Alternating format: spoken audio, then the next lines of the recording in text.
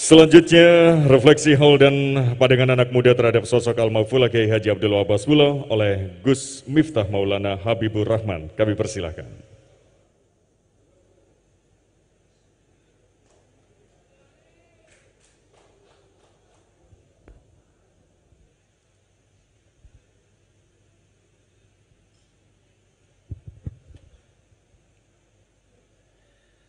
Assalamualaikum warahmatullahi wabarakatuh.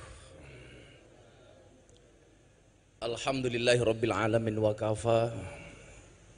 Assalatu wassalamu ala sayyidina Muhammadinil Mustafa wa ala alihi wa sahbihi ahli sidqi wal wafah. Amma ba'd. Hadratal muhtaramin, para masyayikh, al-akhos sedaya dzurriyah, Nyai Hajah Mahfudoh Wahab, Nyai Hajah Hisbiah Wahab, Nyai Hajah Munjidah Wahab, Kiai Haji Hasib Wahab, Kiai Haji Rokib Wahab, soho sedaya dzurriyah ingkang estu kaula takzimi. Pak Kiai Said, yang saya biasa menyebut beliau dengan sebutan Buya, yang mudah-mudahan Allah panjangkan umurnya dalam kebaikan. Guru kita semuanya, saya pertama kali dapat ijazah dari beliau ini kitab Al-Muqtatafat sekian tahun yang lalu. Saat itu rame-ramenya MTA nyerang amaliyah Nahdlatul Ulama, dan saat itu saya dan beliau sama-sama dilaporkan ke polisi. Beliau yang saya hormati Kiai Marzuki Mustamar, yang sudah mulai meninggalkan dunia hitam karena rambutnya putih semua. Pak Kiai Mustafa Akil, dan yang saya hormati Ibu Khofifah. Saya akhirnya punya alasan ketika dulu orang bilang, anakmu masuk pondok mau jadi apa? Kamu anaknya dimasukkan ke pesantren, besok mau makan apa? Hari ini terjawab, santri bisa menjadi apapun. Santri bisa menjadi presiden, contohnya Gus Dur. Santri bisa menjadi wakil presiden, Kiai Ma'ruf Amin. Santri bisa menjadi gubernur, Ibu Khofifah. Santri bisa menjadi bupati, Ibu Munjidah. Dan santri bisa menjadi kiai viral. Ya.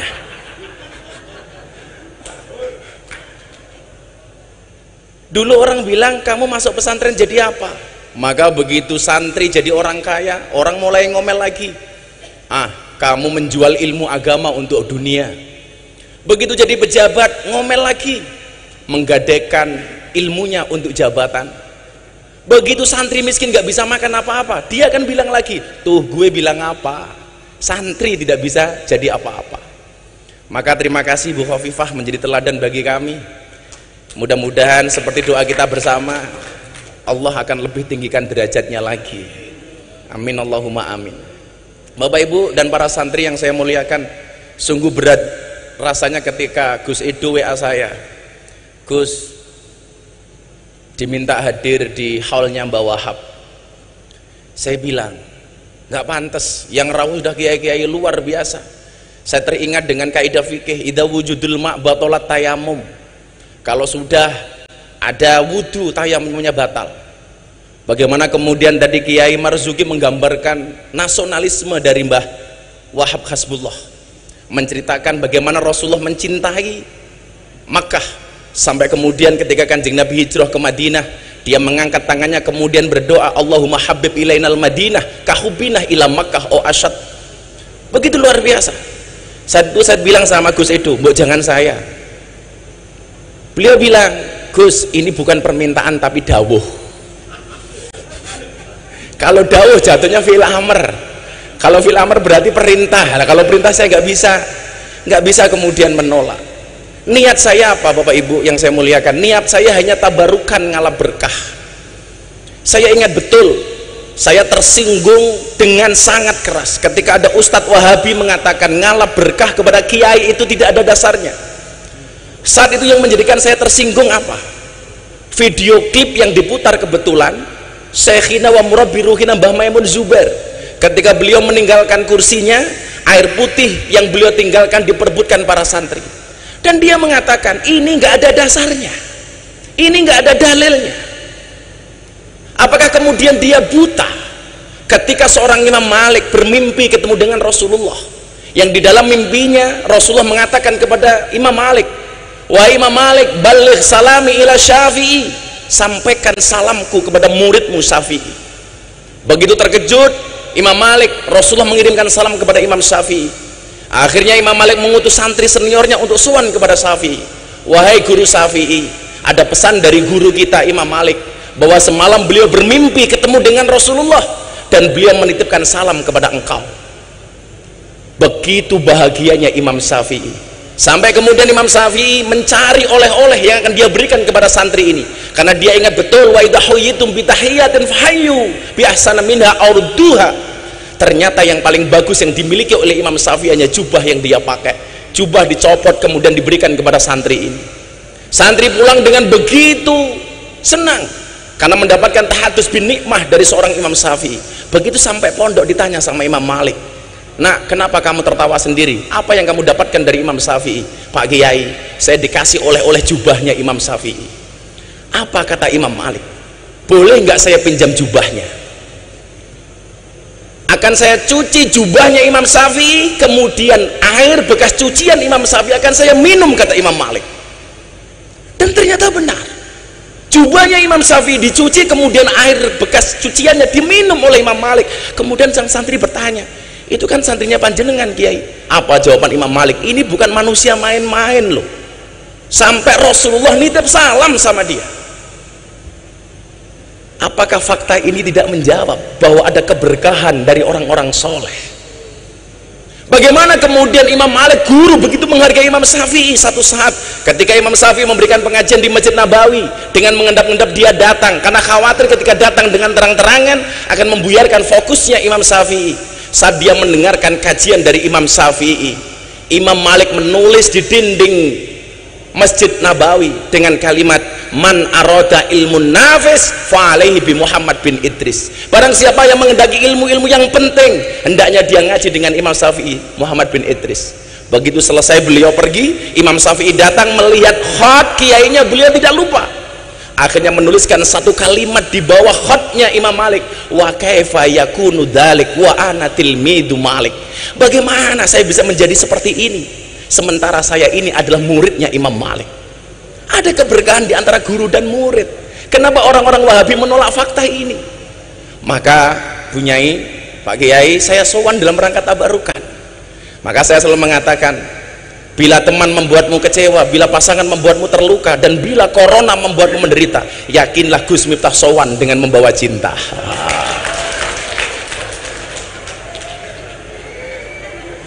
Cinta saya kepada santri tambak beras seperti air kencing di dalam kolam renang. Maksudnya apa? Wujudnya tidak nampak tapi hangatnya bisa dirasakan.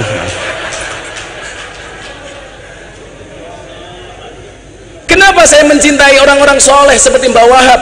Imam Syafi'i mengatakan, uhibbus solihina walastu minhum la'alli an anala bihimus syafa'ah wa akrahu man tijaratuhul ma'asi walau kunna sawa'an fil bid'ah.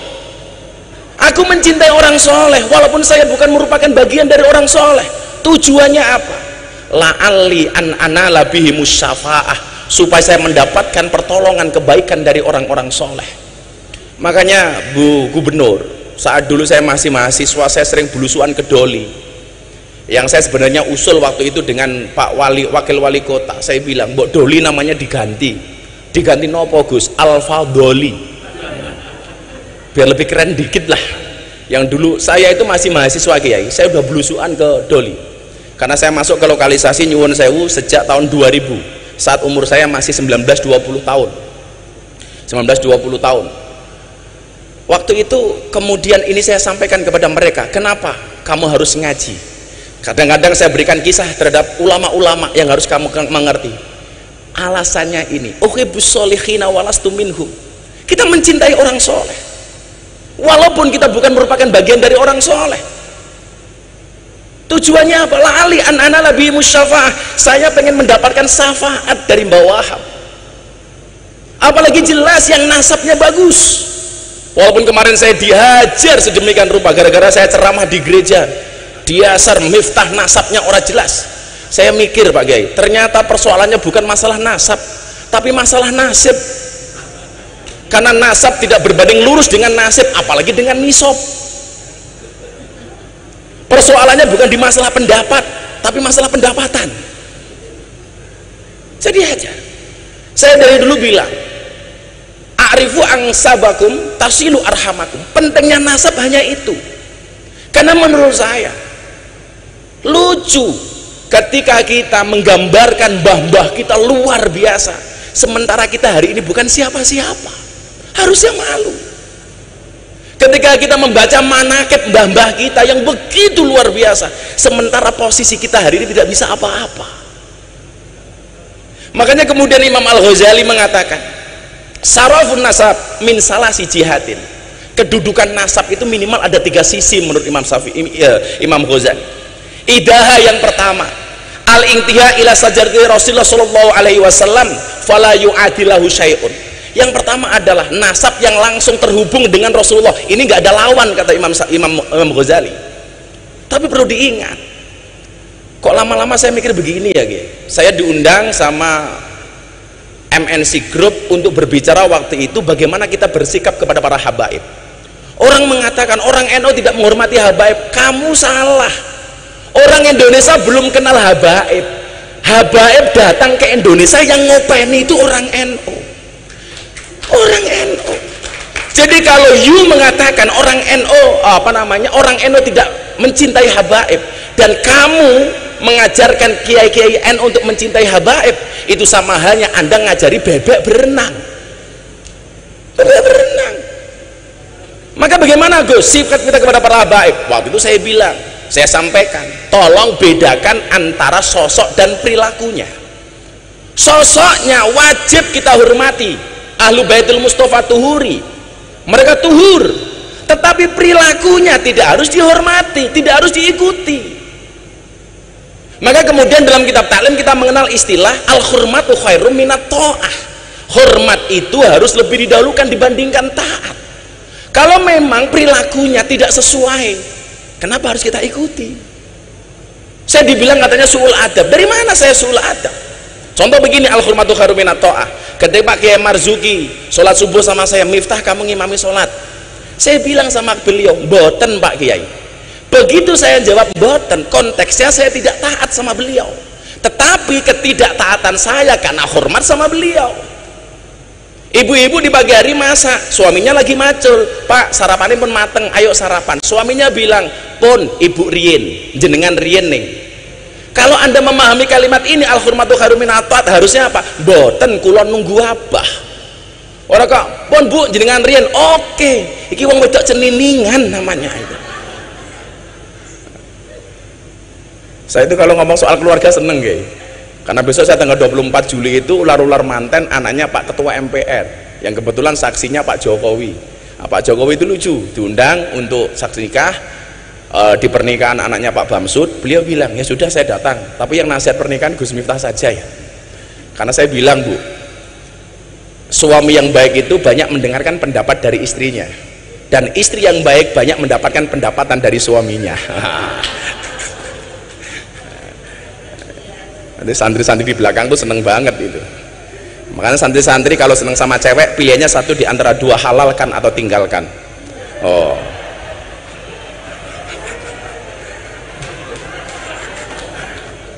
menaklukkan santri putri tidak dengan I love you, tapi dengan kobil tuh. Nah,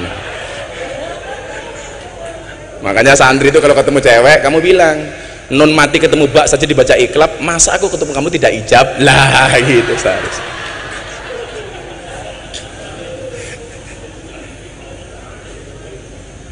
Jadi perilakunya tidak harus kita ikuti. Kalau memang kemudian perilakunya tidak sesuai, ya jangan kita ikuti. Dalam beribadah contohlah, kita banyak menggunakan pendapatnya Syafi'i. Begitu kita tidak menggunakan pendapatnya Imam Malik, bukan berarti kita membenci Imam Malik kan? Bukan berarti kita membenci pendapatnya Imam Hanafi, walaupun kita menggunakan pendapatnya Imam Syafi'i. Loh, tapi kan sekarang lagi ngetren Gus, ada kriminalisasi ulama. Kriminalisasi dari mana? Siapapun itu sosoknya, ketika perilakunya melanggar kriminalitas, maka kemudian dia harus mendapatkan proses hukum. Entah itu Habib, kiai, pejabat, semuanya sama, sosoknya nggak pandang bulu. Kalau kemudian melanggar, ya harus ada proses hukum. Lah, kalau proses hukum kepada orang yang kriminal itu bukan kriminalisasi, tapi proses hukum kepada ulama yang kriminal. Kalau kata Kiai Marzuki, kriminalisasi ulama itu ngundang kiai pulang tidak diamplopi. Lah itu kriminalisasi. Kata Pak Polisi melanggar KUHP pasal 378, penipuan.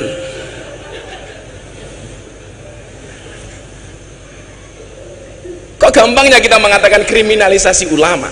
Maka kawan-kawan santri, saya pikir tetap hormati siapapun habaib itu, tapi soal perilakunya apakah harus kita taati atau enggak, kita lihat seperti apa perilakunya. Maka yang pertama adalah al-intiha ila sajdat Rasulullah sallallahu alaihi wasallam fala yu'adilahu syai'un.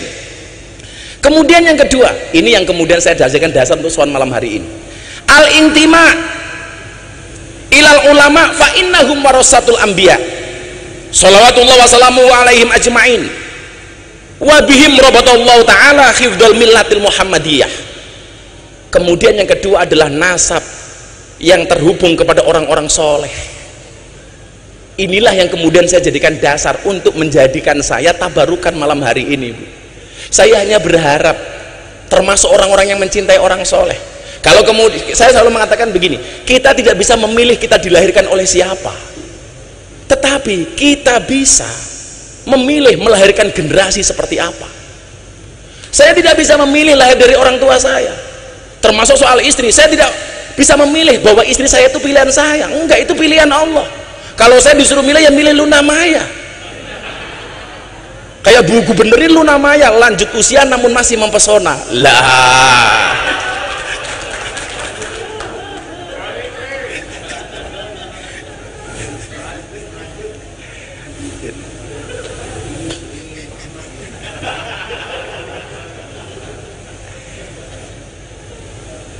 saya itu sebenarnya dari dulu, Bu Nyai, saya itu paling repot kalau ditanya soal nasab.